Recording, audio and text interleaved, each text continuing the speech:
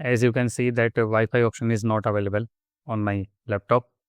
If I open settings and go to network and internet,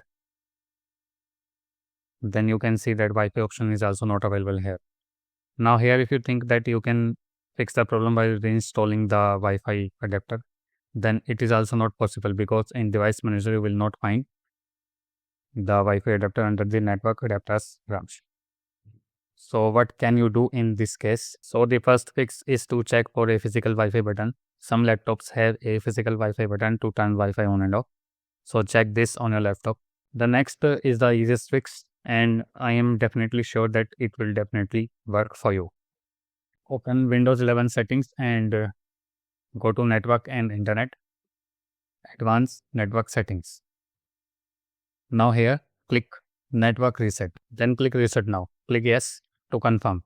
This process will take 5 minutes, and after 5 minutes your PC will restart automatically. So save all your pending work before proceeding. The next fix requires you to connect your system to the internet through Ethernet cable, USB tethering or Bluetooth tethering. So when you do so, then open your system settings. After that, select Windows Update. Click check for updates, and if any update is available, install it. Now here click advanced options and then click optional updates. If any optional update is available, install it too. If nothing works, then the last option is to restore your system to the previous point in time.